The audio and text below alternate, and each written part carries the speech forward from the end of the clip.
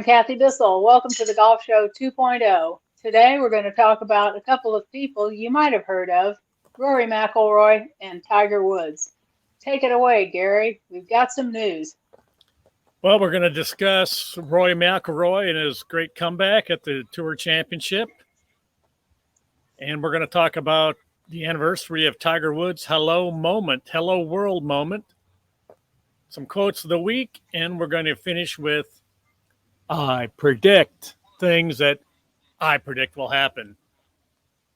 First off, Kathy, who's the player of the year? The PGA of America point system gave it to Cam Smith. Should it be Scottie Scheffler or should it be Rory? Well, the PGA of America has to because they do it on points, and they can't change their points just because Cam Smith is no longer going to be playing here. So they had to give it to the person with the most points. I think it's a tough call. I don't think the PGA Tour players, because the PGA Tour players vote for their player of the year, I don't think they're going to vote for someone who has left the tour. So even though Cam Smith had a glorious season, really and truly he did, I just don't see how he gets a vote of player of the year. I don't think he should have got 12 points for having a mullet, though. The PGA should probably revisit that. I think he should get all kinds of points for having a mullet. That takes a lot of guts to play golf with a mullet. But it's going to be tough between Rory and Scottie. Ordinarily, a player who wins a major gets like bonus points in the minds of the people who vote. And he won 3 other tournaments, so 4 altogether. But Rory won the biggest prize of the year, which was the FedEx Cup. And the players have a high regard for that. So I think this one's too close to call. What do you think? Well, you have to make a call. What is your call? You're My call is vote. Who do you vote for? Rory McIlroy. Wrong. Look, Scottie Scheffler won the Masters and 3 other pretty good tournaments. Yeah, he did. And he was runner-up to Rory by a shot at the Tour Championship. Okay, he did have a head start and all that, but he had a great year. 4 wins and a major beats 3 wins and not a major. But there's all that sentimental value for everything extracurricular that Rory did. Right. Well, I'm not saying Rory's not going to win the players' vote. He may well win it because he's turned into the leader that Tiger Woods never was until recently. There's a lot to be said for that. He's the new face of the PGA Tour. He's leading the battle against LIV, and players respect him for that. How often was Tiger Woods ever on the Players Advisory Council? Well, he didn't need to be. So we don't know if he would have at some point in time. But that was not his go-to thing. But it wasn't Rory's either until all of this stuff popped up. Rory took the job on, and he didn't just mail it in. He's been a leader. So I think it'll probably be a split vote, but I think based on if you're just going to stick with golf, it's got to be Scottie Scheffler. Scottie Scheffler, yeah, okay. How significant do you think, because of that, how significant was Rory's comeback at the Tour Championship? Do you think it's a huge deal? Is this an event we're going to remember for years? Well, I'm going to remember it for a long time. I think the golfing public is probably going to remember Scottie Scheffler's victory at the Masters more clearly than they remember this particular victory by Rory. I mean, it was great, and he played wonderful golf to win. I mean, exceptional golf to win, and he had to. I mean, he had a huge deficit to Scheffler starting out the week. But a Masters winner is something different than a FedEx Championship winner. And that's just the way it is. Yeah, I felt a little bit like Scheffler kind of fumbled the ball at the goal line, and Rory had to take advantage of it. If you go back and watch Golf Channel from Saturday, they were talking, Mark Rolfing was saying he thought it was going to take 25 under to win based on how everybody was playing. Well, and he was right, except Scheffler backed up the last day instead of going forward. So I don't know. It was a fun thing. You just didn't, at the start of the round, you didn't think there was going to be close, but it was close. So I give him that. I don't think it was the best tournament of the year, but it certainly was in the It was top a six, meaning. maybe. It was a meaningful tournament for It a was a lot of meaningful different tournament. reasons. I'll go with that. So, is Yeah. there any chance Rory ever gets his Masters to complete the career Grand Slam? Yes or no? I say yes. I was in the no camp for a long time just because people get to that situation, they get nervous, they think there's always next year, and they forget how to play good golf.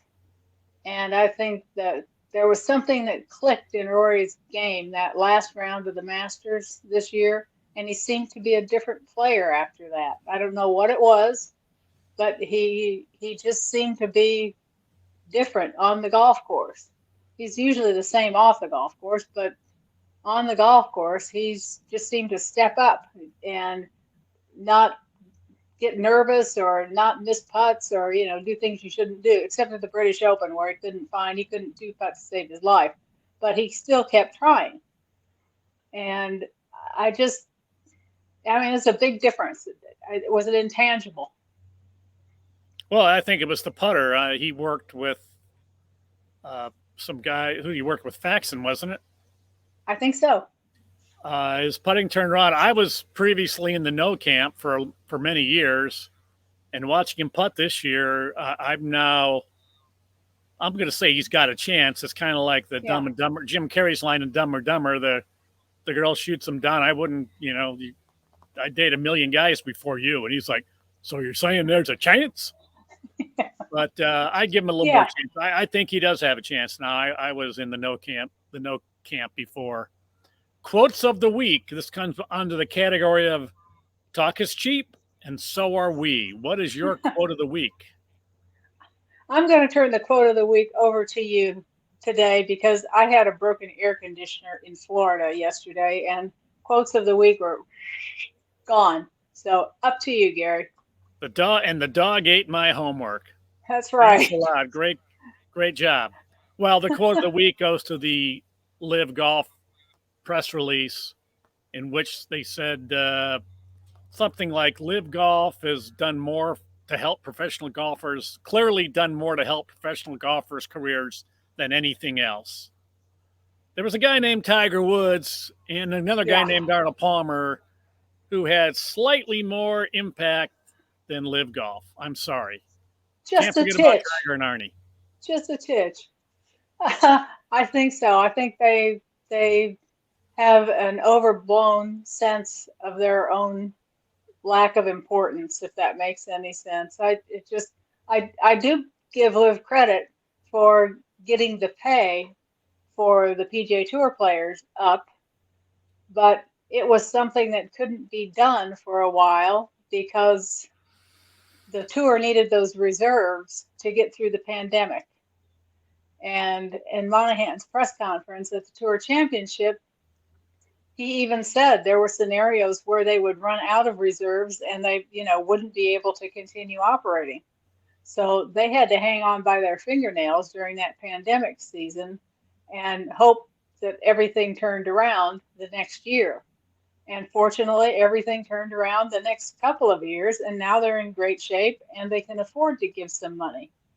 And they should reward the players. If the tour is doing well, the tour is owned by the players and they should pay themselves more money. I don't have a problem with that. I think the main thing is Live Golf is going to be able to hold its event near Boston despite your broken air conditioner. So that's a major that's important. Well, this week was the anniversary of Tiger Woods' Hello World moment in Milwaukee. The Greater Milwaukee, the late great Greater Milwaukee Open. There's some great trivia about that. Kathy, did you know that Tiger played in the Pro-Am as an amateur that week? No, I had no idea. Who did he play with? He played as an amateur. Guess who his partner? Guess who his pro was? No idea. Go ahead. That's why. Go ahead and guess. No. There's only like 280 names you could guess. So I know. I would be wrong. It was 25 years ago. I can't even remember who was on the tour 25 years ago. So you're going to have to tell me. 26 years. It's the 26th anniversary. Well, his pro was Duffy Waldorf. And after the round, Duffy said, "I got to see the future of golf today." So Duffy immediately recognized Tiger's ability.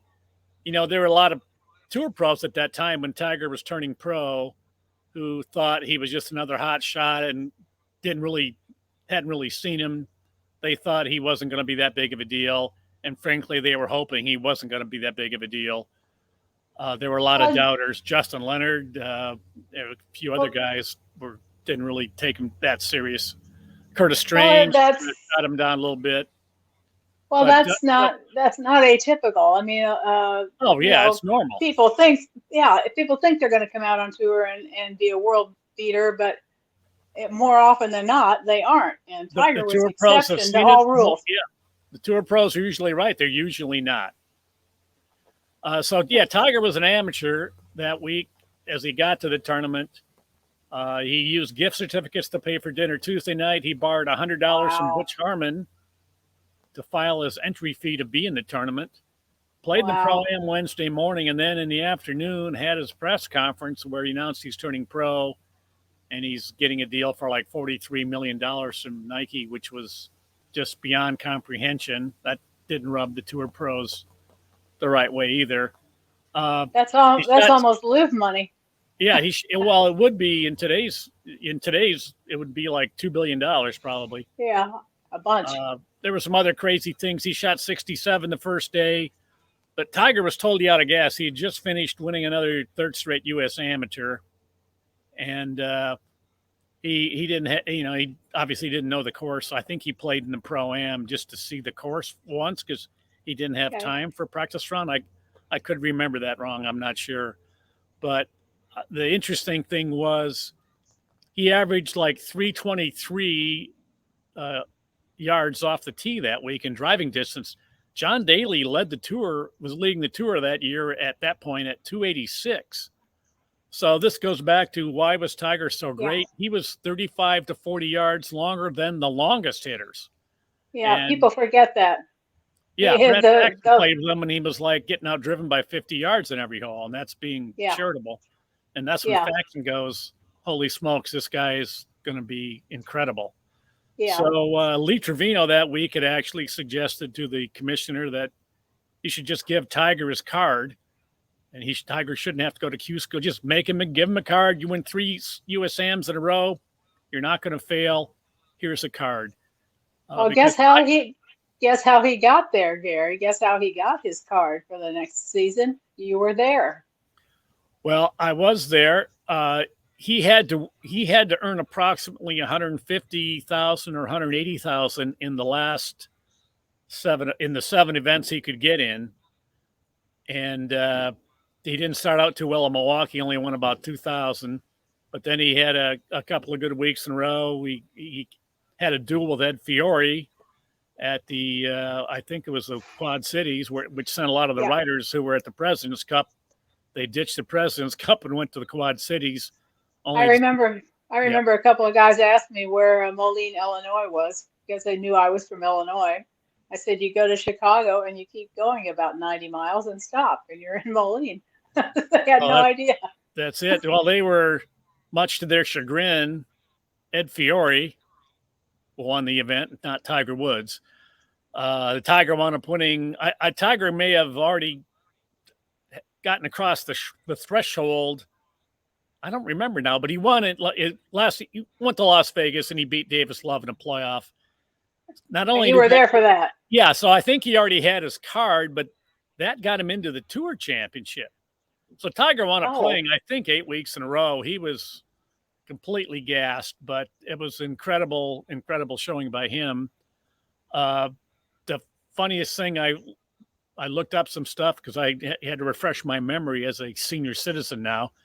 Yeah. Tiger Woods, he did all this media stuff. It was crazy week. It was Tiger Mania hadn't even been coined yet as a phrase.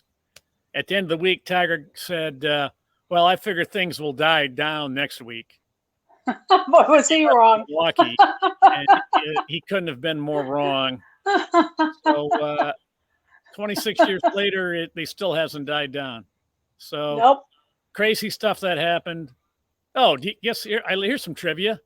before we do our shameless plug, who did Tiger play with the first 2 rounds of the Greater Milwaukee Open?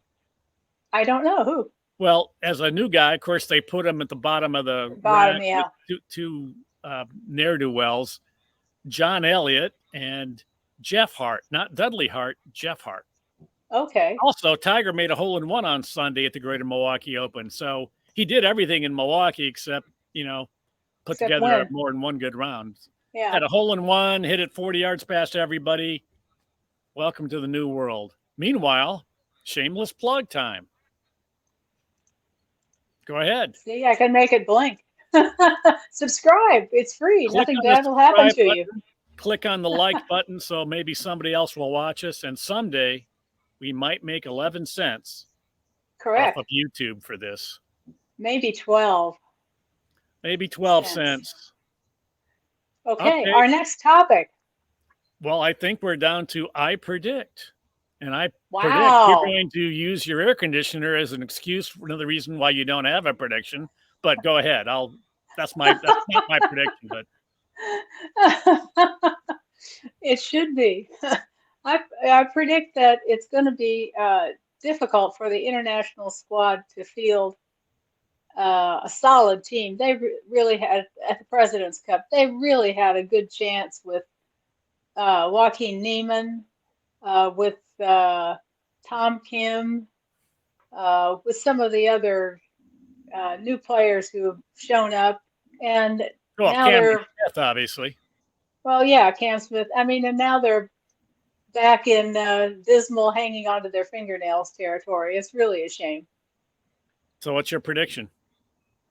I just predict. I don't know what's going to happen, but I don't think it's good for them. I predict they will lose. What I heard is you're predicting a butt whipping. Is that what I heard? Well, I don't know if it's going to be that bad, but I don't think they're going to do as well as I previously thought they would do.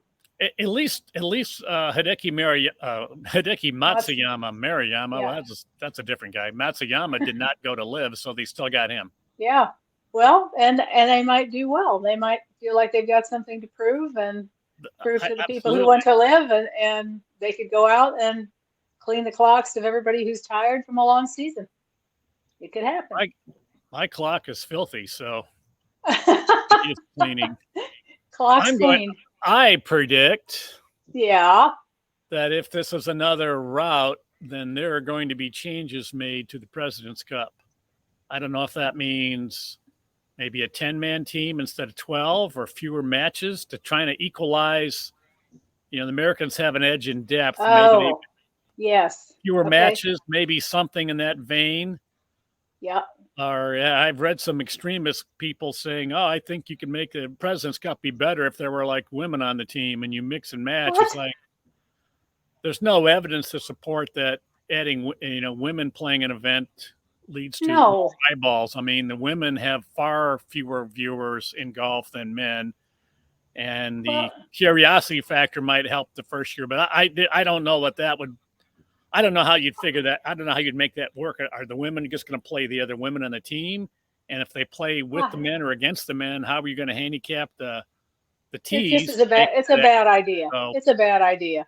Well, it's an idea of desperation. It might be an idea, but I think, really, if they were going to do anything with the President's Cup story, I've told many times, and I won't go through the story, but they should combine it with the Ryder Cup, and the President's Cup should be the qualifier.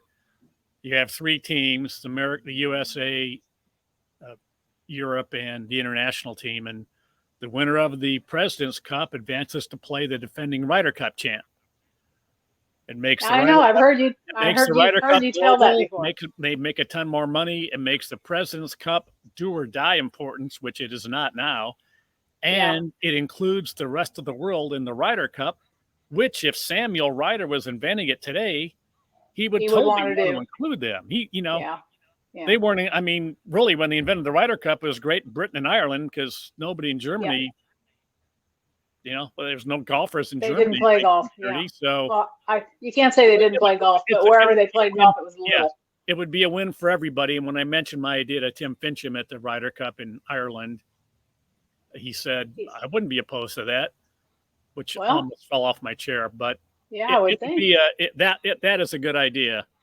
The drawback would be you could not plan out the Ryder Cup venues in advance the way they do, because you can't have the U.S. and the international team playing in Scotland. That no one's going to care. So the defending Ryder Cup champions always going to have the home field advantage. They get to pick the site, but you're only going to have 2 years to market it. So, but the other issue is I also predict my other prediction is that won't happen. The other issue is the PGA of America owns the Ryder Cup, and the PGA Tour owns the President's Cup. Right. They would have to merge. Somebody would have to give up, or they'd have to work very closely together. PGA of America, the Ryder Cup goes global. They are going to quadruple their revenue, which is what they're interested in. It's going to make the Ryder Cup global. It's just diplomatically difficult. It might take 5 years to get it done. Plus, you'd have to go through all the venues that have already been announced. I think the European PGA would be the people who wouldn't be in favor of it, because they'd be afraid of what if the European team doesn't get in the Ryder Cup for 8 years. That's their major source of revenue, so they would probably be against it. Like I said, I predict it won't happen. I also predict that you are going to now sign us off. Well, I think I probably should. I think we've mentioned about every important topic that's happened this week. And I was particularly pleased to see how confident Jay Monahan looked in his press conferences at the Tour Championship.